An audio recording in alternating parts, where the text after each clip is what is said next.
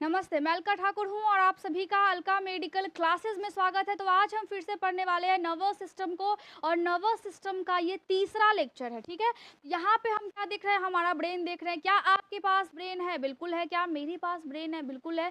तभी तो मैं आपको बता पा रही हूँ और तभी आप मुझे सुन पा रहे हैं।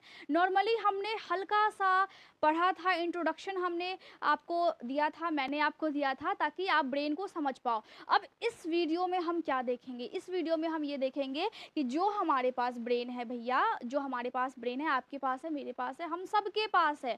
क्या आप इस्तेमाल करते हैं? बिल्कुल नहीं करते हैं, क्योंकि जो कोविशील्ड वाला अभी हाइप चल रहा है, हाइपर क्रिएट किया जा रहा है, बहुत ज़्यादा एकदम बोलते हैं ना कि बहुत लोगों के बीच में भड़काऊ सा कोई भाषण देके चला जाता है, उसके बाद लोग बहुत व्याकुल हो जाते हैं, बहुत अग्रेसिव हो जाते हैं। तो उसी टाइप का कुछ अभी माहौल चल रहा है, व्हाट्सएप पे स्टेटस लोग लगा जा रहे हैं और मैंने आपको समझाया भी है कि क्यों ये ज़्यादा इम्पॉर्टेंट नहीं है आपको भड़कना और क्यों इम्पॉर्टेंट है थोड़े से फैक्ट्स को देखना। चलिए, वो मैंने आपको बता दिया है। मुझे भी कोविशील्ड लगा है और मैं आपको अभी पढ़ा रही हूँ। मैं भी अभी तक बिल्कुल ठीक ठाक हूँ और मुझे डर है कि जो मैं मार्केट से सब्जी ला रही हूँ कहीं उसमें केमिकल ना हो। ज़्यादा डर तो उससे है क्योंकि हम रोज़ खा रहे हैं। चलिए, वो सब बातें हो गई। अब यहाँ पे जो नर्वस सिस्टम है, यहाँ पे ब्रेन देखिए, ब्रेन के पास क्या होता है? हमारे पास ब्रेन है, आगे है, पीछे है, दाएँ है, बाएँ है। दाएँ-बाएँ जो है या फिर पीछे है, पीछे जो है उसको हम ओसिपिटल लोब बोलते हैं। बीच वाले भाग को पीछे, ये वाले पोर्शन को हम पैराइटल बोलते हैं।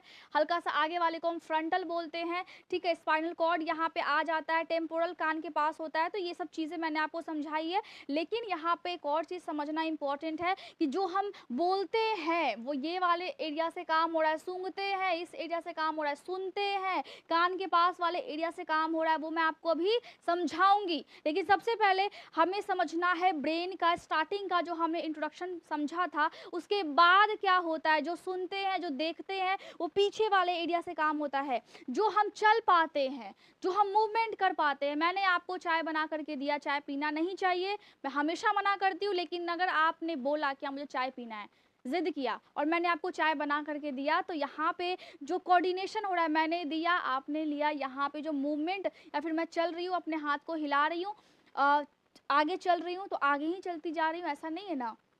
जहाँ पर मेरा मन कर रहा है वहाँ पे मैं रुक रही हूँ, जहाँ पे मुझे बोलना है वहाँ पे मैं बोल रही हूँ, जहाँ पे मुझे चलना है, जहाँ पे मुझे सामान को उठाना है वहाँ पर मैं उठा रही हूँ। तो यहाँ पर मूवमेंट एंड कोऑर्डिनेशन भी होता है। हार्ट रेट और ब्रीदिंग भी, जो ब्रीदिंग, जो आप सांस ले रहे हैं, जो आपके हार्ट रेट की जो दर है, वो भी आपका ब्रेन निर्धारित करती है, क्योंकि ये आपके वश में है क्या? बिल्कुल भी नहीं है। जो चीज़ आपके वश में नहीं है उसको हम क्या बोलते हैं? उसको हम बोलते हैं इनवॉलेंट्री, यानी कि आपके वश में नहीं है। आपके वश में क्या है? आपके वश में बोलना है, आपके बस में सूंघना भी नहीं है, स्मेल ऑटोमेटिक आ जाता है। लेकिन हाँ, सांस को आप बंद कर सकते हैं। तो ये हल्का सा हो सकता है कि हाँ आपके कंट्रोल में हो, लेकिन सांस लेना आप बंद नहीं कर सकते हो। तो ये भी इनवॉलेंट्री हो गया। जो चीज़ आपके वश में है, जैसे कि जैसा कि मैंने बोला, बोलना हो गया, या फिर जैसा कि आप देख रहे हो, कोई डिसीजन लेने का एबिलिटी हो गया, कोई प्लानिंग करने की एबिलिटी हो गई, कोई अटेंशन कहीं पे देने की एबिलिटी हो गई, टेस्ट करने की एबिलिटी हो गई, टच करके उसको महसूस करने की जो एबिलिटी हो गई, वो हमारे वश में है, उसको हम वॉलेंट्री बोलते हैं, ठीक है। तो यहाँ पे समझ में आ गया। यहाँ पे और मैं आपको समझाऊंगी, लेकिन आज जो हमको समझना है वो है हिस्टोलॉजी ऑफ नर्वस टिश्यू। यहाँ पे बोर्ड में थोड़ी सी खराबी आ गई है तो आप इसको इग्नोर कीजिए, मैं इसको फिक्स करवाऊंगी। लेकिन अभी लेक्चर लेना ज़्यादा इंपॉर्टेंट है तो इसको आप थोड़ा सा इग्नोर कीजिए। हिस्टोलॉजी ऑफ नर्वस टिश्यू, सबसे पहले हम, ये लेक्चर 3 है तो हम इसको पहले समझते हैं। हिस्टोलॉजी का मतलब क्या होता है? आप इसको हिस्टोलॉजी भी बोल सकते हो, लेकिन मैं बोलती हूँ हिस्टोलॉजी, ठीक है। तो इसका मतलब होता है किसी भी कोशिका का अध्ययन करना, किसी भी कोशिका का, किसी भी ऊतक का अध्ययन करना। जो बॉडी में सेल है वो एक बिंदु के जैसा है, ये मैंने बिंदु डाला, इसका मतलब है ये है कोशिका। लेकिन यहाँ पर बहुत सारे बिंदु आ गए, इसका मतलब है ये एक लेयर बन गया। अब इस लेयर से एक अंग बन जाएगा, वो जो अंग है वो क्या कहलाएगा? वो जो अंग है वो एक ऑर्गन कहलाएगा, वो अंग कहलाएगा। लेकिन वो बना किससे है? बहुत सारी छोटी छोटी कोशिकाओं से मिलकर के बना है। और जब बहुत सारे कोशिका जब इकट्ठा हो जाते हैं तो एक परत तैयार होता है, एक चादर टाइप का लेयर तैयार होता है उस लेयर को हम उत्तक बोलते हैं हिंदी में, और अंग्रेजी में हम टिश्यू बोलते हैं। तो जब उत्तक का जब अध्ययन किया जाता है, जब किसी भी अंग को जब हम फाड़ेंगे, जब हम उसको कट करेंगे, तो एक कोशिका नहीं निकलती है, एक लेयर निकलता है। तो वो क्या हुआ, वो एक लेयर हुआ, वो एक टिश्यू हुआ, वो एक उत्तक हुआ। तो उसी उत्तक का जब हम अध्ययन करते हैं उसी को हम हिस्टोलॉजी बोलते हैं, ठीक है। अब ये किस उत्तक के अध्ययन की बात हो रही है, जो हमारे ब्रेन में मौजूद है। ब्रेन का जो फंक्शनल यूनिट होता है वो क्या होता है, स्ट्रक्चरल जो यूनिट होता है वो क्या होता है, यानी कि ब्रेन में जो भी संरचना है और जो काम करने की जो एक तरीके से जो क्षमता है वो किस पर निर्धारित होती है, एक छोटा सा कोशिका कह लीजिए, एक छोटा सा उत्तक कह लीजिए, क्योंकि ये उत्तक है, इसको हम बोलते हैं न्यूरॉन, ठीक है। यहाँ पे नर्वस टिश्यू क्यों लिखा गया, क्योंकि जो भी आपके नर्वस सिस्टम, जो भी आपके ब्रेन में, ब्रेन के साथ साथ जो स्पाइनल कॉर्ड के साथ जो ब्रेन का संबंध है, जो जिसकी वजह से हम काम कर पा रहे हैं, मैं आपको पढ़ा पा रही हूँ, आप सुन पा रहे हैं, और अगर आप लिख पा रहे होंगे तो ये आप समझ करके लिख पा रहे हैं, ये ब्रेन की एबिलिटी है। साथ ही साथ ब्रेन जो समझ रहा है वो स्पाइनल कॉर्ड के पास जो नर्व्स जुड़ा हुआ है उसके थ्रू आपके पास इंफॉर्मेशन ट्रांसफर हो रहा है, और ट्रांसफर होते ही फिर आप लिख रहे हो, तो सारा चीज़ क्या हो रहा है, कोऑर्डिनेशन में हो रहा है। तो इसी वजह से हम ब्रेन में जो भी चीज़ें मौजूद होती है उसको हम बोलते हैं नर्वस टिश्यू। तो ब्रेन में मौजूद क्या है, आपका ये न्यूरॉन है, इसको हम न्यूरॉन बोलते हैं। और ये मैंने बताया था कि बहुत सारे होते हैं आपके ब्रेन में, एक नहीं होता है। एक यहाँ पे मैं इसलिए बता रही क्योंकि इस ब्रेन का स्ट्रक्चर भी अलग अलग है, मैं उसको नेक्स्ट लेक्चर यानी कि लेक्चर 4 में मैं आपको डिस्कस करूंगी कि हाँ जब ये है, यानी कि आप हो, ठीक है, लेकिन आपके जो मम्मी और पापा है उससे अगर आपका भाई बहन भी है तो एग्जैक्टली सेम टू सेम नहीं होगा। आप उस खानदान के हो लेकिन सेम टू सेम नहीं होगा, स्ट्रक्चर में डिफरेंसेस होंगे, पर्सनालिटी में डिफरेंसेस होंगे, सोचने और समझने की क्षमता में डिफरेंसेस होंगे, डिसीजन मेकिंग एबिलिटी अलग अलग होंगी सबकी। तो यहाँ पर क्या है, यहाँ पे ब्रेन है, ब्रेन के पास न्यूरॉन है, ठीक है, लेकिन यहाँ पर भी हल्का सा अलग अलग होता है। जैसा जो न्यूरॉन काम करता है वैसा उसका हल्का सा स्ट्रक्चर अलग होता है, लेकिन इसका मतलब ये नहीं कि वो अलग है, वो ब्रेन में मौजूद है, वो सारे के सारे न्यूरॉन्स कहलाते हैं, और उसमें फिर आपको क्लासिफिकेशन यानी कि वर्गीकरण देखने को मिलता है, ठीक है। इतना समझ में आ गया। तो ये जो न्यूरॉन है, ये न्यूरॉन है, ठीक है, ये न्यूरॉन में ये क्या निकला हुआ है, ये डेंड्राइट्स निकला हुआ है।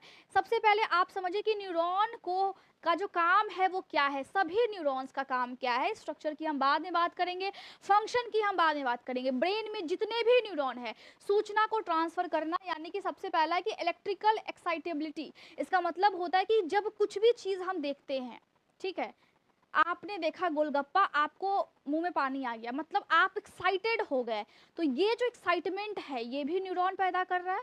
और दूसरा ये क्या है, कंडक्टिविटी, मतलब और आप गए उस शॉप पे खाने के लिए और आप खा भी रहे हो, मतलब आप एक्शन ले रहे हो, ये हुआ कंडक्टिविटी, मतलब आप वो चीज़ कर रहे हो।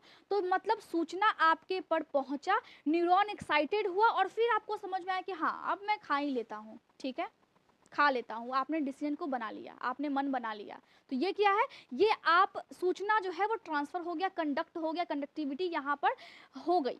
तो यहाँ पे जो न्यूरॉन है आपका वो एक्साइटेड, यानी कि सूचना यहाँ से उत्तेजित भी होता है, उत्पादन भी होता है सूचना का, और यहाँ पे सूचना फिर आपको समझ में भी आता है कि हाँ अब ये चीज़ हो गया, अब मुझे ये करना है। दो काम होते हैं न्यूरॉन्स के, चाहे वो किसी भी प्रकार के हो, चाहे उसका स्ट्रक्चर ऐसा हो कैसा भी हो, ठीक है। अभी नॉर्मली न्यूरॉन्स के स्ट्रक्चर्स ऐसे ही होते हैं।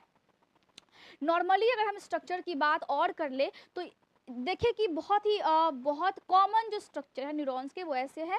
यहाँ पे तीन चीज़ें होती है, सेल बॉडी, ठीक है, डेंड्राइट्स और एक्सॉन, ठीक है। ये क्या होता है, सेल बॉडी मतलब ये बीच का जो पोर्शन आप देख रहे हो ये है आपका सेल बॉडी। डेंड्राइट्स मतलब ये जो आप देख रहे हो पत्ते पत्ते टाइप का, ये ऐसे धागा टाइप का, ये क्या होता है, ये होता है डेंड्राइट्स। ये बीच में क्या है, न्यूक्लियस है। अब यहाँ पर ये जो न्यूक्लियस है ये सिंगल न्यूक्लियस होता है, एक ही न्यूक्लियस होता है। मैं जान रही हूँ कि आपने 12th में पढ़ा है, लेकिन अब आपको फिर से पढ़ना है, ठीक है। आपको उतना ही पढ़ना जितना आपको पता होना चाहिए। अब यहाँ पे देखिए कि ये न्यूक्लियस है, ये सिंगल न्यूक्लियस होता है, और यहाँ पर हल्का हल्का एक पानी की तरह पदार्थ होता है, इसको हम बोलते हैं साइटोप्लाज्म। क्या बोलते हैं, साइटोप्लाज्म बोलते हैं। और इस साइटोप्लाज्म में यह सेल बॉडी जो गोल सा है क्या है, यह सेल बॉडी, ये शरीर है न्यूरॉन्स का, ये क्या है, ये शरीर है न्यूरॉन्स का। अब इसमें माइटोकॉन्ड्रिया होगा, मतलब एनर्जी किससे मिलेगा, माइटोकॉन्ड्रिया से मिलेगा।